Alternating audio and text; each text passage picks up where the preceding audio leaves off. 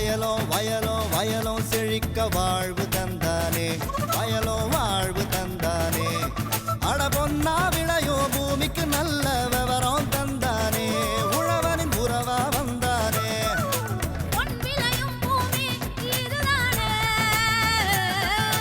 வயலோ வயலோ வயலோ செழிக்க வாழ்வு தந்தானே, வயலோ வாழ்வு தந்தானே. அட பொன்னா விளையோ பூமிக்கு நல்ல விவரம் தந்தானே, உழவனின் உறவா வந்தானே. தந்தன தந்தன தன தந்தானே, மண்வளம் பொங்கிட துணை வந்தானே. தந்தன தந்தன தன தந்தானே, மண்வளம் பொங்கிட துணை வந்தானே. மாத்தி யோசிச்சேங்க. திருந்திய நெல் சாகுபடியில் வெற்றி கண்ட விவசாயி செல்வ இளங்கோவன் ஆவார். இவர் திருவாரூர் மாவட்டம் மன்னார்குடி தாலுகா வடுவூர் மேல்பாதி கிராம விவசாயி ஆவார்.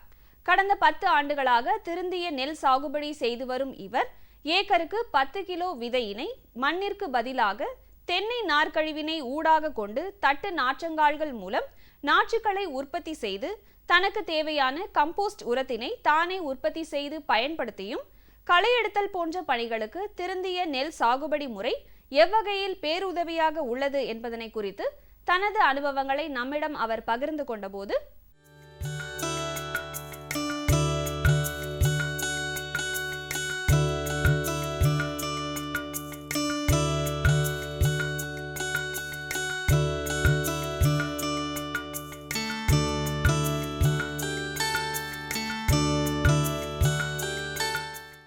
நான் ஒரு 25 வருஷ காலமாக நெல் விவசாயம் பார்த்துக்கிட்டு இருக்கேன். அதில் ஒரு 10 வருஷ காலமாக இந்த திருந்திய சாகுபடி நெல் விவசாயம் பண்ணிகிட்ருக்கிறேன். ஒரு ஏக்கருக்கு 10 கிலோ விதை விடுறேன். அதுனா ஏக்கருக்கு 30 கிலோ. அப்புறமா நாற்று பறிக்கிற செலவே இல்லை. அதனால் நமக்கு அதுவும் நல்லா மிச்சமாக இருக்குது. நாற்று பறிக்கும்போது நிறையா ஒடியும் நாற்று, நம்மளுக்கு அந்த ஒடிகிற வேலையே இல்லை. அப்புறம் களை பறிக்கிறப்போ கரெக்டாக 15ஆம் நாளே நம்ம இந்த கோணாவடர் அதுமாதிரி அதையும் போடலாம். நம்ம இதுலேயும் இருக்குது, ரெண்டையும் விட்டுட்டோம்னா நெருக்கி பில்லு அடிபட்டு போயிடும். அப்புறம் திருப்பி ஒரு அடுத்த 15 நாளும் ஒரு திரும்ப கோணாவடர் விட்டோம்னா நெருக்கி பில்லு அடிபட்டு போயிடுது. மாவுக்கு 2-3 நாள் விட்டோம்னா கலப்பாக ஒரு பில்லு அந்த ஒதுங்குற பில்லு எடுத்துட்டாங்கன்னா நமக்கு அந்த களை பறிக்கிற செலவும் நல்லா மிச்சமாக போயிடும். அதேமாரி நோய்கள் விழுந்தாலும் ரொம்ப நெருக்கி பயிர் இல்லாததுனால நல்லா நமக்கு அந்த கிளை வெடிக்கிறதுனால நல்லா மகசூலும் நல்லா வருது. மழையிலே காற்றுலேயே படுத்துறாது பாக்கி நடவு மாதிரி நம்மளுக்கு. ஏன்னா நடவு நல்லா கலப்பாக இருக்கிறதுனால வந்துடும். எல்லா நாளுமே கிளை வெடித்து வர்றதுனால, அதாவது நம்ம நட்ட நாற்றை விட கிளை வெடித்து வர்ற நாற்றுனால எல்லாமே ஒரே மாதிரி ஈல்டாக வந்துடும். நம்ம நடுறதுல முன்னாடி கொஞ்சம் கருது வரும், பின்னாடி கொஞ்சம் இருக்கும். இது அந்த இது இல்லை இதில். அதனால் நமக்கு இந்த விவசாயம் பண்ணுறதுனால நமக்கு இன்னும் நல்லாயிருக்கும். இப்போ நாற்றை நம்ம விடும்போதே அந்த நாற்று விடுறப்பே கொஞ்சம் நிறையா இயற்கை உரத்தை நிறையா அந்த நாற்றுக்கு விட்டோம்னா வளமான நாற்றை எடுக்கலாம். நம்ம வளமான நாற்றை நம்ம நிறையா எவ்வளோ நாற்று வளமாக எடுக்கிறோமோ அவ்வளோக்குள்ள நல்லாயிருக்கும். அதில் 15 to 20 நாளே நட்டுட்டோம்னா ஒரு நாற்று 2 நாற்று வச்சு நட்டுட்டோம்னா போகிறோம். நம்மளுக்கு கிளை வெடித்து நல்லா கருது நிறையா வரும்.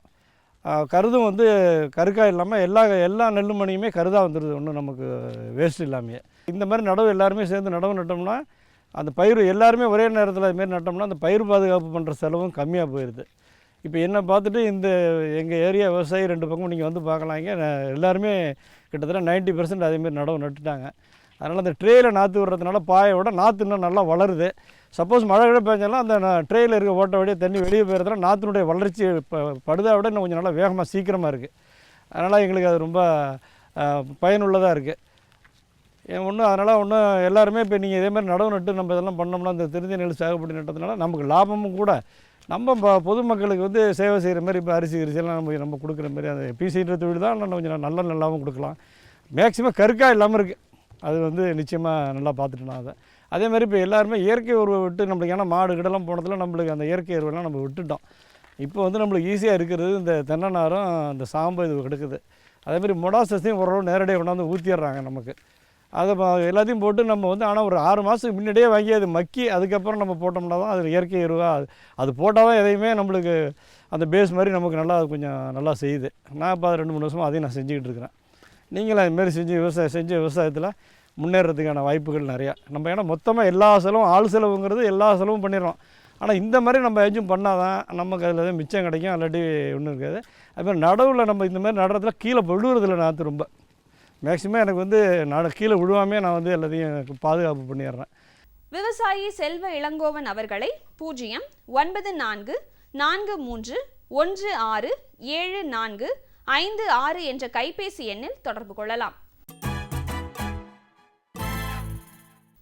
தமிழ்நாடு அரசின் நீர்வள நிலவள திட்டத்தின் ஒரு பகுதியாக 63 உபவடி நில பகுதிகளில் உள்ள கண்மாய்கள் மற்றும் அணைக்கட்டுகளில் பங்கேற்பு பாசன மேலாண்மை திட்டம் செயல்படுத்தப்பட்டு வருகிறது.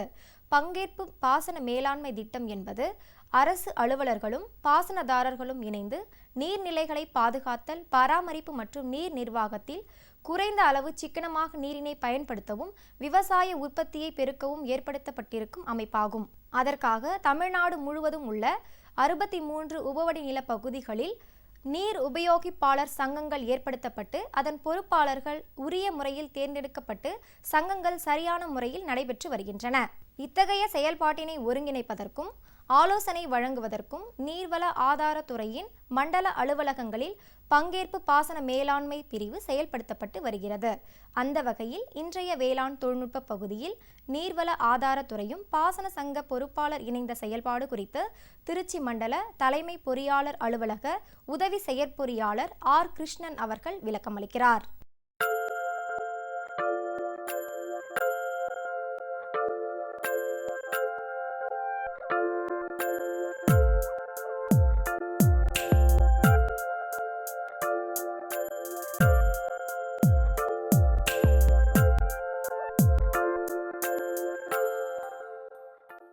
தற்போதைய சூழ்நிலையில் கிடைக்கின்ற நீரை முறையாக சேமித்து பராமரித்து பாதுகாத்து பாசனதாரர்களிடையே பங்கிட்டு கொண்டு விவசாயத்தை சிறப்பாக செய்வதற்காக அரசு பல்வேறு முயற்சிகளை செய்து வருகின்றது. அதில் தற்சமயம் பங்கேற்பு பாசன மேலாண்மை என்ற அடிப்படையில் பாசனதாரர்களும் துறை அலுவலர்களும் இணைந்து கிடைக்கின்ற நீரை முறையாக பங்கிட்டுக் கொள்வதற்காக இந்த அமைப்பு உருவாக்கப்பட்டுள்ளது. இதன் தமிழக விவசாயிகள் நீர்ப்பாசன அமைப்பு முறை மேலாண்மை சட்டத்தின்படி தமிழ்நாட்டில் பல்வேறு பாசன சங்கங்கள் உருவாக்கப்பட்டுள்ளன.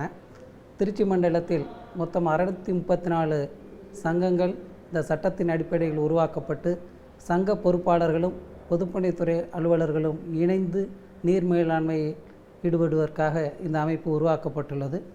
தற்சமயம் நீர்வள நிலவள திட்டத்தின் அடிப்படையில் இந்த தேர்ந்தெடுக்கப்பட்ட பாசன சங்க பொறுப்பாளர்களுக்கு நீர் மேலாண்மை பற்றியும் நீரை முறையாக பங்கிட்டுக் கொள்வதற்கும் தற்போது நடைமுறையில் உள்ள புதிய யுக்திகளை பயன்படுத்தி அதிக மகசூலை பெறக்கூடிய வாய்ப்பினை ஏற்படுத்துவதற்காக பாசன சங்க பொறுப்பாளர்களுக்கு திறன் மேம்பாட்டு பயிற்சி நடத்தப்பட்டு வருகின்றது. இதுவரை திருச்சி மண்டலத்தில் 27 பயிற்சிகள் நடத்தப்பட்டு ஏறத்தாழ 1000க்கும் மேற்பட்ட பாசன சங்க அமைப்பாளர்கள் இந்த பயிற்சியிலே கலந்து கொண்டிருக்கின்றார்கள். இந்த பயிற்சி அவர்களுக்கு மிகவும் பயனுள்ளதாக அமைந்தது கருத்தில் கொண்டு மீதமுள்ள 634 சங்கங்களுக்கும் இந்த பயிற்சி தொடர்ந்து நடைபெற உள்ளது.